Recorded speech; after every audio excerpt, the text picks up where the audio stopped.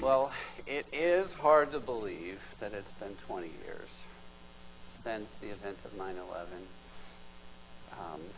Because there's never been anything like it before.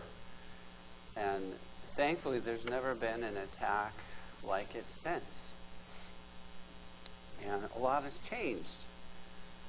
The way we do things has changed quite a bit. How we travel, how we view other people, who we trust, who we elect, is all influenced. And we know that it also kind of sparked a desire for justice, maybe even revenge. And of course, it is true, the Bible tells us that the things that are done are going to be accounted for, no matter who does them.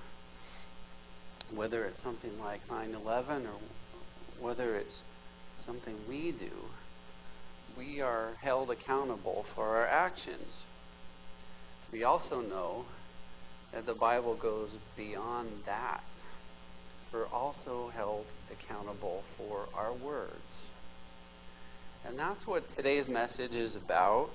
It is about the section in James chapter 3 where he talks about the tongue and the harm that the tongue can do.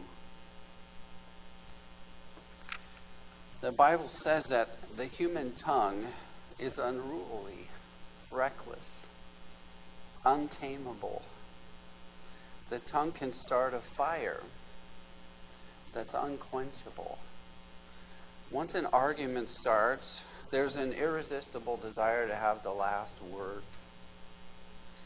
And it goes on burning more and more. We can feel that literally as we watch the beautiful things around us be destroyed by the Caldor fire and other fires. And have you ever tried to put out a fire between two people? Usually you're going to get burned too. You try to be the peacemaker. Sometimes there's no peace to be found. So I've titled this talk Wildfire. And I would like to begin not with James 3 verse 1, but James 1 verse 26. James has covered some other topics already, but the tongue has already come up as well in James 1 verse 26. He says, those who can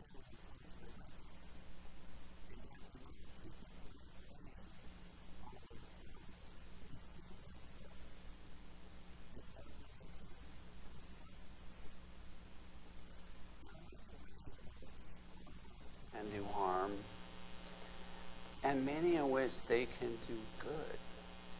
But let's see what kind of cautions James gives us in the 3rd chapter of his letter. I'll tell you that I will be adding other scriptures along the way that aren't going to be behind me. I think it was just a little bit more merciful to the pro-presenter runner, operator, and I don't want it to be too tedious, but there are some cross-references. But essentially, we're going to read in the NIV through James 3, verses 1 through 12. And the subtitle on this beginning of the chapter is Taming the Tongue. So verse 1 says, not many of you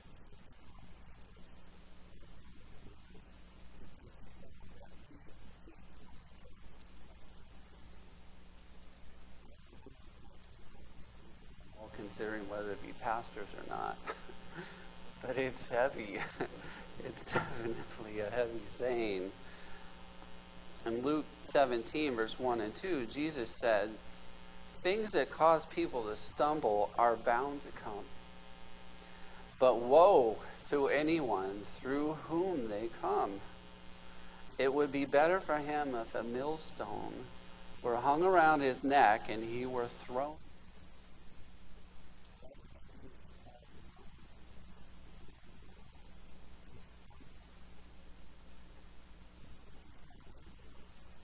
Pastors, parents have influence and bear some responsibility as to what their children, their students, their congregants may think or even do. So it is a big responsibility. And we all do have opinions, don't we? Opinions can be passed off if we're not careful as authoritative. That's something we have to be very wary of. I want to bring one example up that happened a few years back. And this is around the time that our state of California was wrestling over the issue of same-sex unions. I just remember seeing someone being interviewed who was pro-union, and she was a pastor. She was being interviewed on a news program and said, essentially, God blesses the union of any two individuals who love and are committed to each other. Now, I'm going to be careful to dance around the coals here a little bit, but I can say this. As you were in the room here today, we could at least say, can you show us the scriptures that help you form that opinion? Rather than accepting it as authoritative, we could at least have a discussion. Is this something that came from the Bible, and where in the Bible did it come from, or something that you feel that is true for various reasons?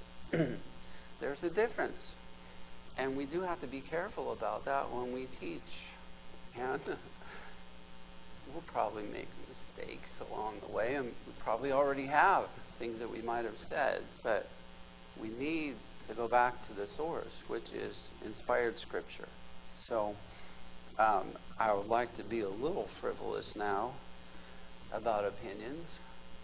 Is God's favorite color has to be blue. It has to be. There's so much sky, and there's so much ocean.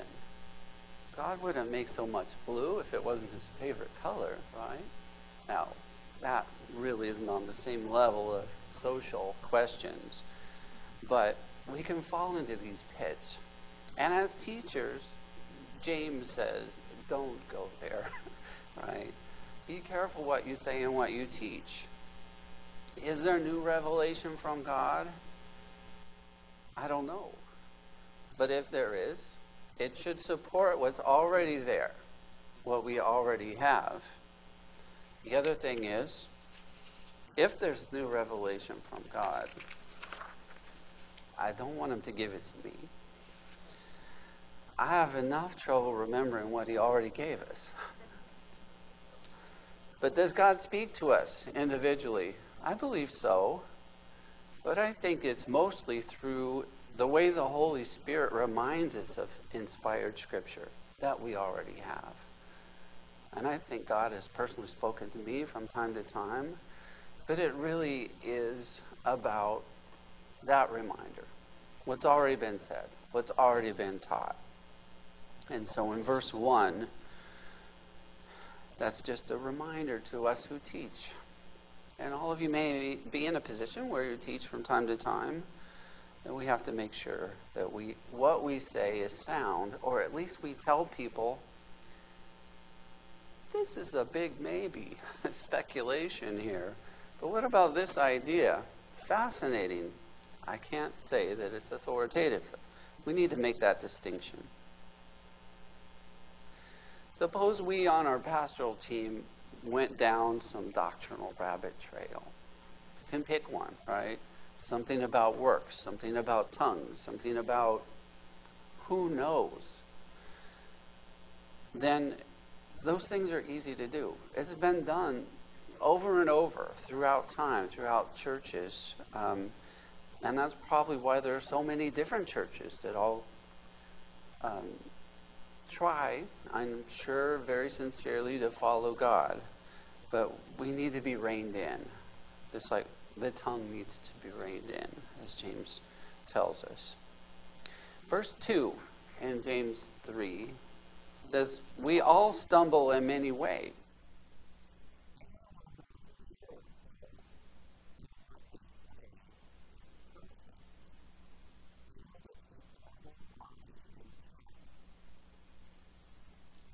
Means we can do well better than we can say well. And that's kind of shocking, really. It's easier to do right all the time or most of the time than to speak right. And I'm nowhere near the first one yet, the doing right. So we must watch our tongues.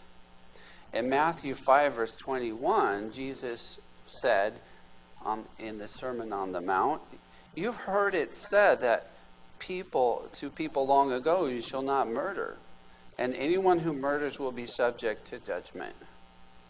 But I tell you that anyone who is angry with a brother or sister will be subject to judgment. Again, anyone who says to a brother or sister, Raka, is answerable to the court. And anyone who says, you fool, will be in danger of the fire of hell. Have we ever said or implied that someone is a fool? I think I've been guilty of that. In verse 3, when we put bits into the mouths of horses to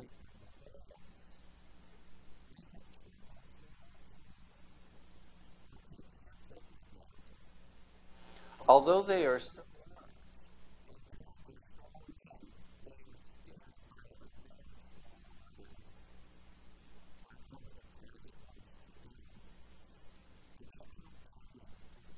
watercraft that the rudder was broken, I have. You're at the mercy of the current. You can't control the boat. In the Shakespearean play, Othello, we see a villain of proportions we probably have never seen the likes of. And his name was Iago. I was surprised to find out that the story of Othello was really not original to Shakespeare. It goes back to an earlier story from Italy. But in Othello, basically, Othello is a general, and Iago is his right-hand man. And Othello has given a promotion to another man. Maybe it's because he likes Iago and he just wants him with him. He likes him as his right-hand man.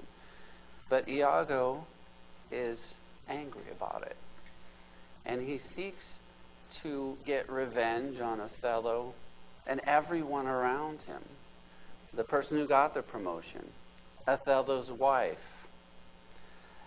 And he starts telling lies. He starts deceiving his general. He starts deceiving the new lieutenant who got his commission. He pulls his own wife into the plot to trick Othello's wife and gives a piece of fabric to Othello that belonged to Othello's wife and implies that the lieutenant got it from his wife to make him believe that his wife is unfaithful. So he's pulled his wife into this deceit. Othello does believe that his wife is being unfaithful. And as you know in the story, pretty much everybody dies in the end because this web of lies is so sticky, nobody escapes. Even Iago, the one who made everything up. Everyone perishes in one way or another. Verse 5 in James 3 says, likewise the tongue is a small part of the body.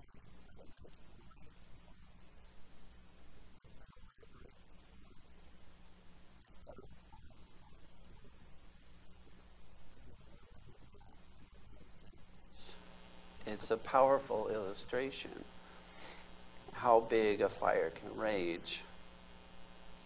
The very first lie, Genesis 3, verse 1 through 4, basically the serpent says to Eve, "Thou shalt not surely die." Not true. There's another fable. Many versions of it exist. This is basically the story of Puss in Boots, about a cat.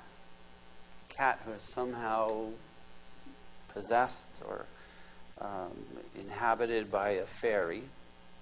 And the cat is owned by a very, very poor young man.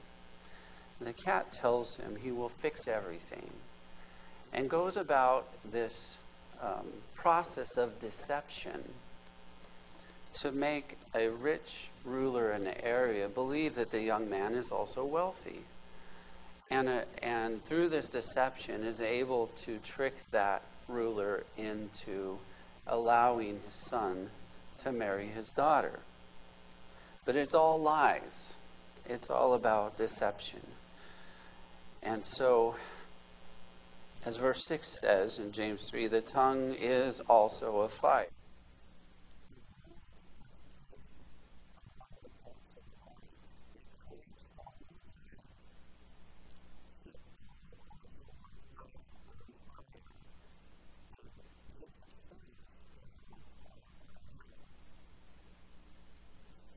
How many acres have we lost? I think just the Caldor fire is well over 200,000 acres.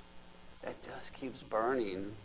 And I'm sure we're all praying for the firefighters and just asking for mercy from God.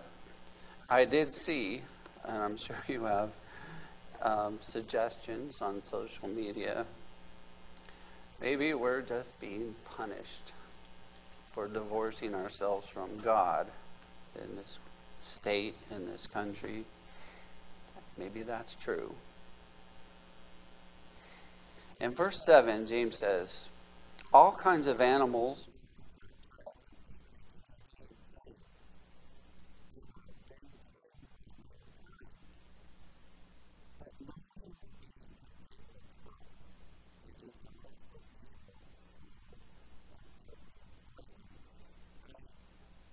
For some reason I couldn't help thinking about Steve Irwin, the crocodile hunter. Right? He was a delightful person.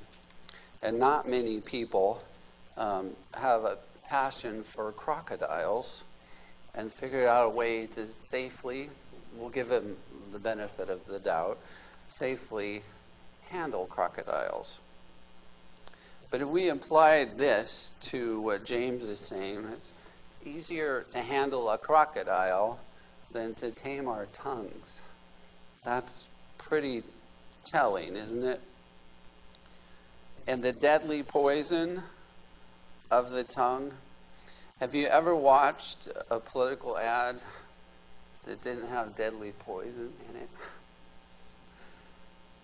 In Matthew 15, verse 11, Jesus said, it is not what goes into the mouth.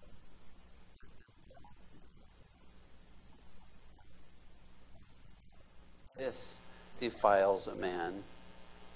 James 3 verse 9 says, with the tongue we praise our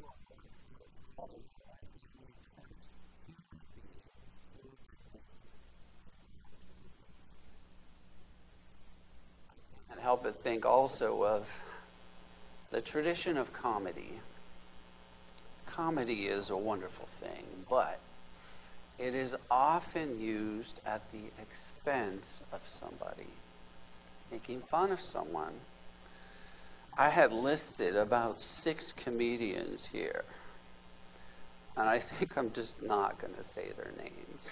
You know, so many people use that. And yeah, they're funny. But they're also mean. And there's enough mean to go around. Maybe we don't need any more. But we do love to be entertained. And we love to entertain. We love to get attention. This is one of the problems with the tongue. I caught myself just this week sharing stories that didn't reflect that well on the people they were about. Even if the people you're sharing them with don't know the individuals, should we be doing that? Should I have been doing that, Pastor Dave? That's so easy to fall into it. It's part of our culture. You have to swim upstream sometimes. When I was a junior in high school, my voice finally started to lower from my pre-adolescent voice. And I sort of forgot about how it was. But all through 7th grade, 8th, 9th, 10th, and half of 11th grade, I was pretty much harassed for sounding like a girl. Most of the time I just sat quietly and didn't say anything. But that didn't help. I got harassed for that, even from teachers. I spoke so little that when I did say something, I didn't always have breath support to choke out the words. Well, now I sing and preach. So we've moved along. But the culture's there. Whether it's me, whether it's somebody else, there are always the unpopular kids. There are always people being made fun of. And there are always those who try to get attention through making fun of people. So verse 10, out of the same mouth,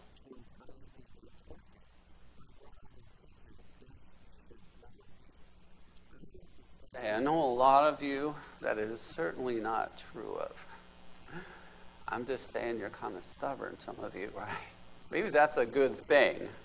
You're not flip-flopping based on who you're with. Stubbornness can also be an issue. But imagine being so unstable in your opinions that your main desire is just to be liked. And so you go with the flow no matter who you're with. That's what James is saying. We shouldn't be that way. We just can't please everybody. And when we try to, we end up displeasing God. And we end up dishonoring the truth. Verse 11, can both...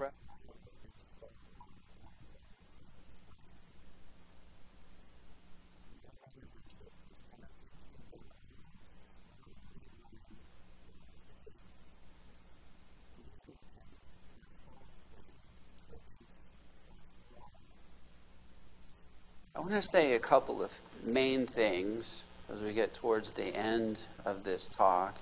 And the first is going back to social media.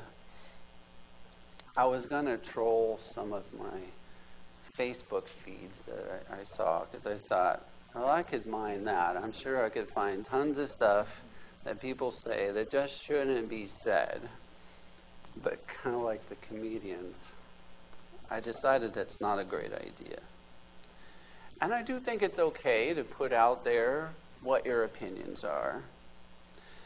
Maybe it's okay to post some strong ideas, as long as we're not spiteful and we're not slanderous. If you disagree with somebody, though, and this is an opinion, I'll just say it very clearly, if you disagree with someone's post, maybe don't disagree with them and try to prove them wrong in their own front yard. You know? I mean, that's kind of trying to shame people in front of their friends. I've been guilty of that. Maybe it's better to have a one-on-one talk. One thing I love about our former pastor, Judah, is that if there's a need to clear the air, he will wait until there's time to do it properly and to meet face to face. It might take days. It has. But when you have him, you have all of him. And you have him for as long as it takes until you can make peace about something. I love that about you. I want to say as well, regarding social media, it's good. There's so many great, wonderful things about it. I think it does get lumped into kind of a thing that is just used or abused, let's say. But look at how many ways we can connect with each other. It's beautiful. We share our birthdays, our vacation moments, cute little things our kids say and do. That's wonderful and beautiful. We put up pictures of the places we go on vacations. We encourage each other. That's what social media is best for. And so I think it's important, even though this is my second point, coming near a conclusion, is that while James's words and instructions are very strong, we shouldn't walk away from this feeling like we've been whipped, right? Because words are good. In Malachi 3, verse 16, it says, "Then those who feared the Lord spoke to one another, and the Lord gave attention and heard it. And a book of remembrance was written before him for those who fear the Lord and who esteem his name." Isaiah 35, verse 3 and 4 says, "Encourage the exhausted and strengthen the feeble.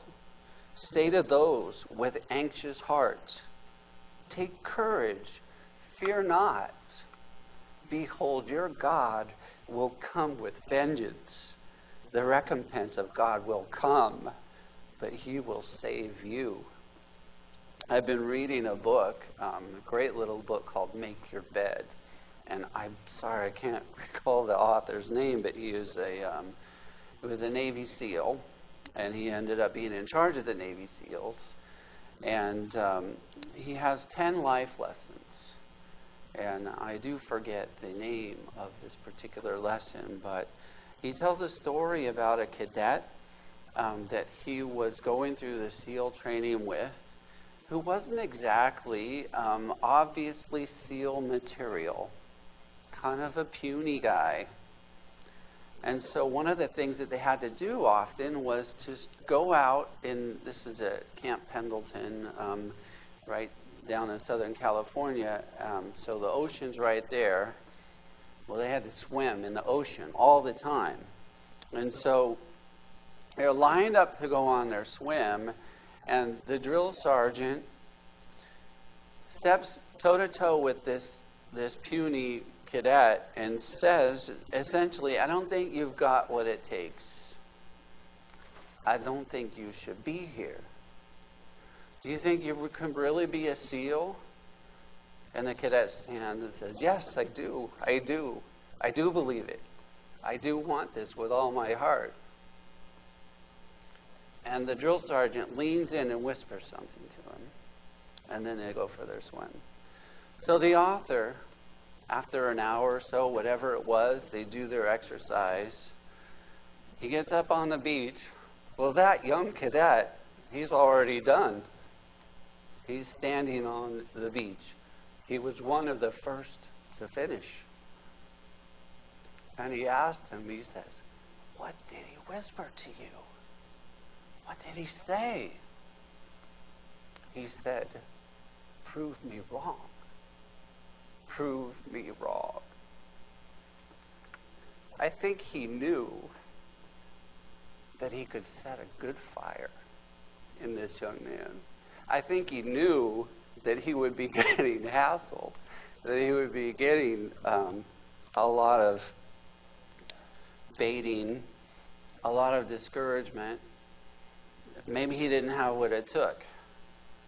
But he thought of the right thing to say at the right time to stoke that fire in the young man and say, "Prove me wrong." Because I think you can prove me wrong. Words can set a good fire. Fire is one of the most essential resources human beings have ever known. It is good for light. It's good for heat. It was used to power our first machines. It still does power machines. It was not meant to be wild, though. If you've ever been in the wilderness and you've used fire, you know a few things. You know that a fire has to be cared for. It has to have its own space. It has to be fed carefully and deliberately. It has to be watched and maintained and contained. If we fail to do those things, the fire can spread and destroy things that we care about. We've lost so much of our precious forest to wildfires this year. But have we also lost brothers and sisters, friends from our congregation because of the fire of our tongues, perhaps? Are there family relationships that have been burnt beyond recovery by words, perhaps? We always have to watch our tongues, just like we're watching a fire. Because fire is good, but it can't be let to go out of control, to spread freely. It has to be contained. And it takes attention and effort to do that. I think we may have a picture of a flower.